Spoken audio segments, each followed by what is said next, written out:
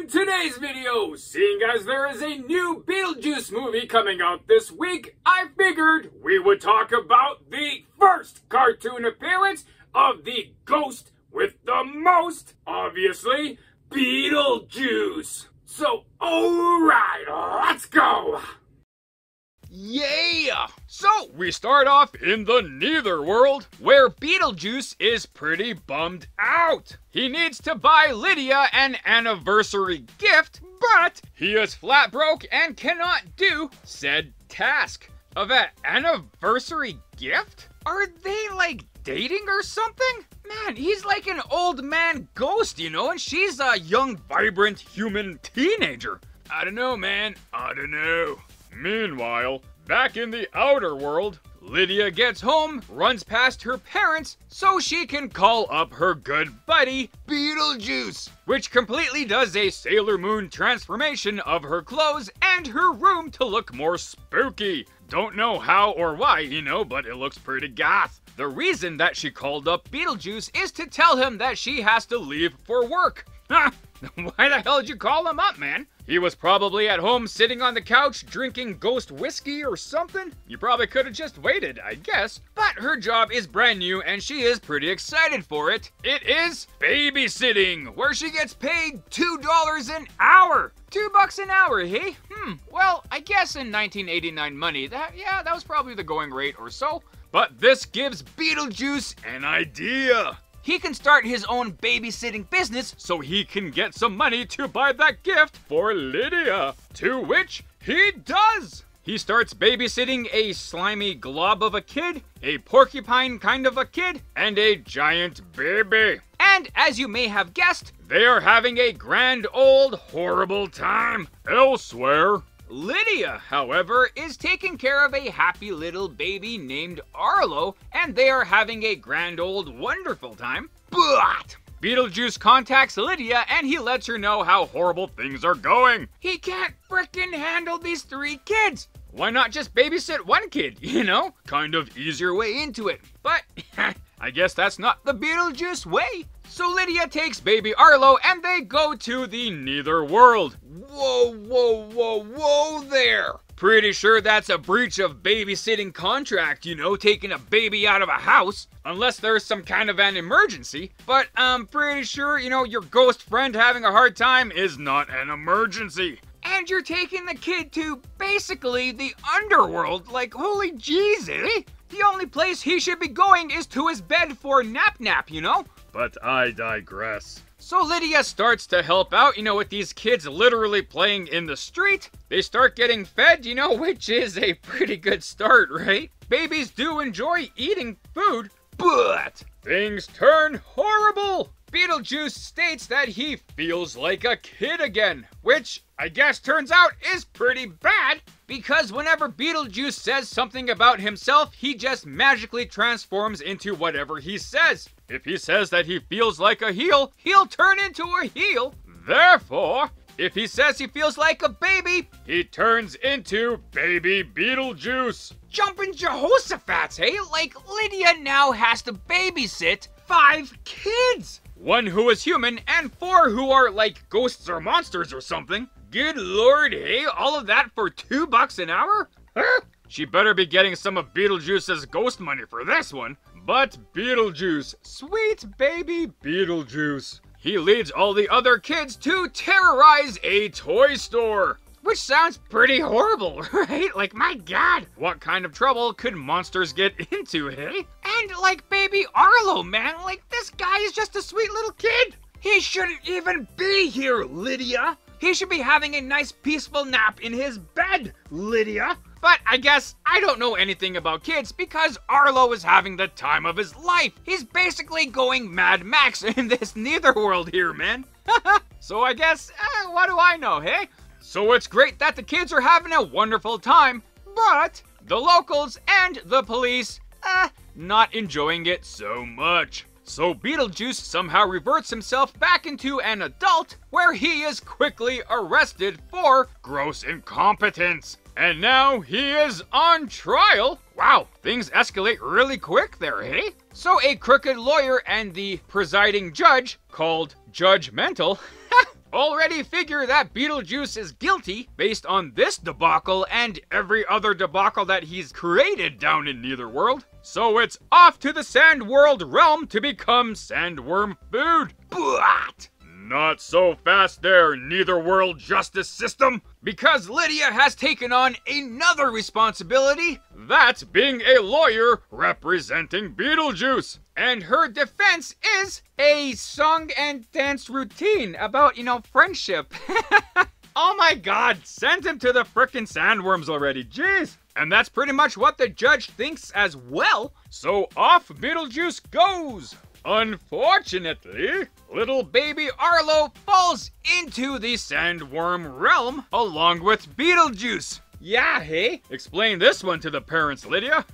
So under a bunch of encouragement and absolute threats from Lydia, Beetlejuice is convinced to save baby Arlo and technically himself from the sandworms. This act of bravery makes Judge Mental change his decision and lets Beetlejuice go, seeing as he can actually do some good once in a while. So the day is saved! Hooray! Baby Arlo is still in the land of the living, Beetlejuice can get Lydia a gift for their anniversary, and turns out their anniversary is a friendship anniversary, so they have a party for it! Yeah! And with that is the end of this spooky tale.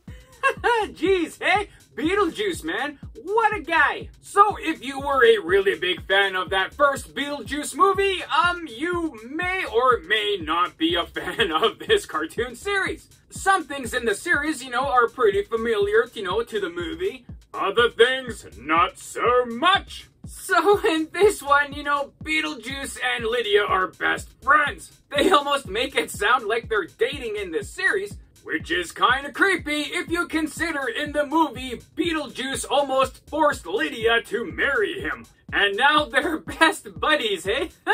Is this like Stockholm Syndrome or something? But it works pretty good in the cartoon, like Beetlejuice is kind of a nicer guy in this one. Although speaking of Beetlejuice, man, I really have to give credit to the voice actor of Beetlejuice in this series.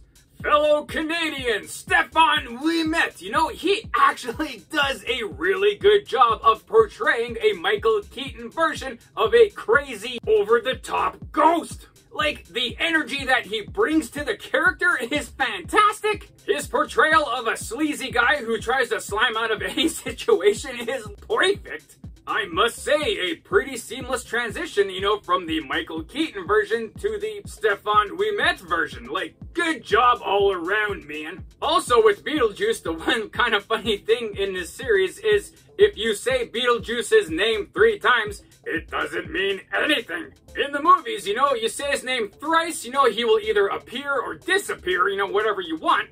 But in this series, man, he just comes and goes as he pleases, basically. Saying his name 3 times in the movie was a really big deal, but now it's like, meh, who cares? Say it 20 times for all I care. So there were quite a few changes to make this series, basically palatable for children. And yeah, realistically, what they did was pretty good. To have a character like Beetlejuice kind of more for the kids, like, it totally makes sense, right? He is kind of wild and wacky and zany, and that's, pretty good for kids' cartoons. The humor is quite different, though.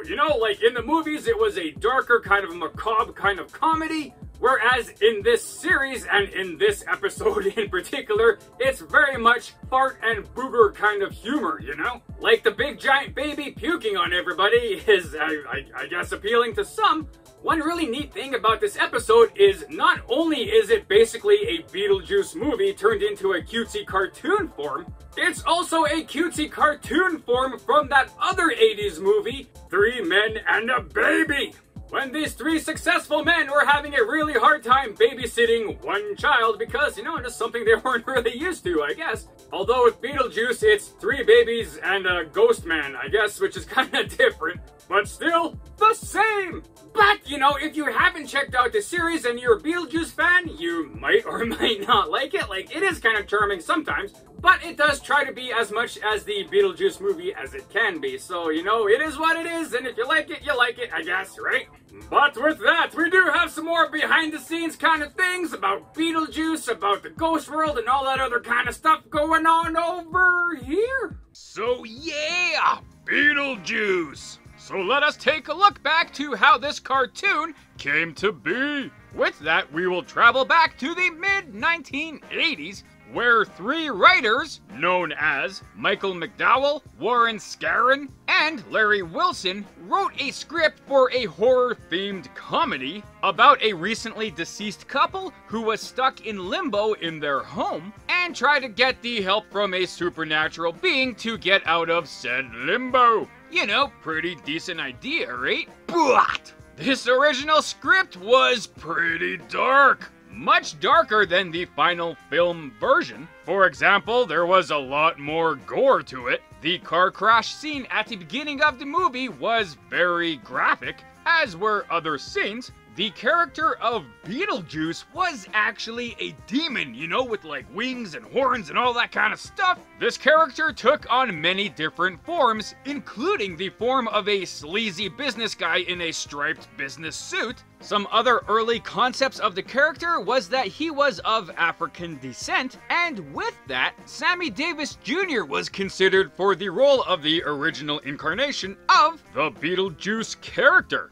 Also, there was no really specific kind of afterlife or waiting room for the afterlife. They just got caught up in other different kind of dimensions, basically. No rhyme or reason. So the executives at Warner Brothers, you know, really liked the basis of the story, but they thought it was a bit too dark. It was basically rated R at this point, so they so kindly asked if they could rewrite the script, you know, but kind of tone it all down, maybe not get that rated R kind of rating, so they can open it up to a more general audience. And so they did. And a bunch of changes were made. Not so much the graphic gore and any of that stuff. There were some grotesque things kind of shown, but it was much more cartoony, you know. The character of Beetlejuice was changed exclusively to be just that sleazy business guy in a striped business suit, and there was shown a consistent version of an afterlife, which was that bureaucratic office. Which is pretty hilarious and also kind of depressing if that's how it is, you know? But for the different dimension concepts, they did wind up keeping the Sand World dimension, so that's cool. After all of those changes were made, you had director Tim Burton jump on this thing. He was fairly fresh from his big success movie, Pee-wee's Big Adventure, and he really wanted to get his hands on this project. Which was awesome because his unique creative styles really helped this movie. Put all of those things together and boom! Beetlejuice was released in 1988, and this movie was a huge success! So much of a success that they decided to create a cartoon series. And in the following year of 1989, Beetlejuice, the animated series, debuted on ABC. It was actually also kind of shown on Fox at the same time, you know, being pretty rare being shown on 2 networks, but that kind of tells you how good the show was. Tim Burton was an executive producer of the series, and composer Danny Elfman returned to do a bit of the musical score. Of course, with some classic hits from Harry Belafonte thrown in there. Because if you have a chance to listen to his music, man,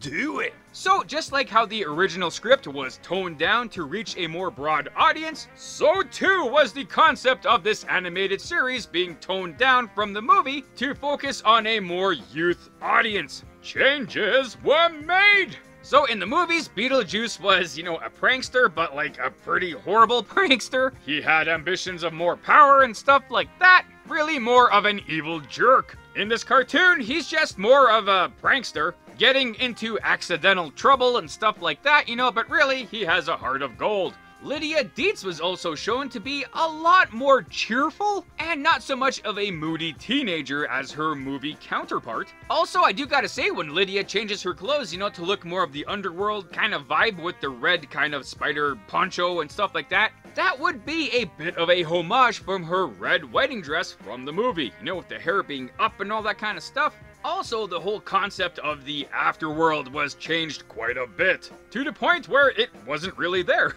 So instead of the afterlife, you know, being an old office and, I guess, waiting room, we are shown a place called the Netherworld, which is essentially a different plane of existence where all the ghosts, monsters, and stuff like that live. So not so much focused on concepts of life and death like the movie was, it's just, you know, monsters and ghosts, you know. for the kids. It was a place that was a parallel to our own world, you know, just a bit more gross and disgusting. For example, on Earth we have a thing called the Eiffel Tower, whereas in Netherworld they have a thing called the Awful Tower, which just looks awful. So stuff like that. For the returning characters in this episode, well, we've already mentioned two of them, you know, Beetlejuice and Lydia Deetz. We also have Lydia's parents, Delia and Charles. They live in that same house on the hill, even though in the movie, Delia really redesigned and transformed the look of the house. By the end of the movie, it was reverted back to more of its original look, which is depicted in this cartoon.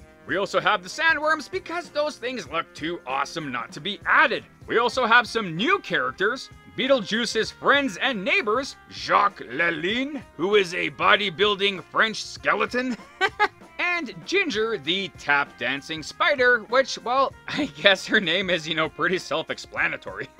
We also have a judge who has it in for Beetlejuice, basically like every other citizen of the Netherworld does, but his name being Judge Mental. Corny, right? You know, but still, so good. So for characters from the movie that did not return, we did not see the return of Adam and Barbara Maitland. You know, the young couple who died early in the movie, kind of kickstarting the whole sequence of events. Although the memory of them still lives on in this cartoon show because we still do see that covered bridge where they unfortunately drove off of. It does make sense that they weren't in the cartoon if you consider at the end of the movie, Lydia became really good friends with the Maitlands. They helped her with homework and all that kind of stuff, and it shows that she has a much easier time making friends with ghosts than with living people. But a cartoon about a friendship with the Maitlands and Lydia may not be the most exciting cartoon ever. So to replace the Maitlands with a toned down Beetlejuice, yeah man, you know, it makes a whole lot more sense. Seeing as we don't have the Office version of the Afterlife, we also don't have that Office boss, Juno. Even though she was a fantastic character, you'd like to see her, but yeah, I guess she wouldn't really fit. Ah, well, I guess she could still live in the Netherworld, eh? Huh. And also, we don't get the paranormal researcher, Otto Fernlock. But this being the first episode, you know, we've seen a couple new characters, which is pretty hip, but we will see a heap load of new characters from this point on, seeing as this show lasted for 4 seasons, which shows you how popular the character is, right? So the movie was a big hit, this cartoon series was a big hit, and man, like Beetlejuice just kept on rocking, right? You had comic books, cookbooks, video games, toys, you know, well, not only all of that stuff, there was also a stage musical called Beetlejuice, which debuted in 2018, and of course, the long-awaited sequel to the original Beetlejuice movie called Beetlejuice Beetlejuice, which is such a more creative name than just Beetlejuice 2, you know? Well done! But for that, the sky's the limit, you know, like I'm sure we'll have a lot more Beetlejuice material coming up from this point on, so we'll kind of see how things go. Yeah! But yeah, you know, with this, that, those, and the other things, I guess, that's it. Also, if you're interested, I created my own comic book channel, 215 Comics. And currently, I have created my own cartoon series, The Adventures of the Density. And recently started a radio series featuring my newest character, Elastomorph, with more titles to come. So if you want to check it out, I'll leave a link up top here to that channel and some links at the end of the video. Yeah! Right on, and there you go. So thanks for watching the video. I hope you liked it as much as I did making it. Also, feel free to check out the source material that I featured in this video. And if you want to leave a comment on anything you may have liked or things I might have missed in this, you know, feel free to do so. Or anything else, you know, just to say hi. That's cool too. And other than that, you know, have a great day. Thanks.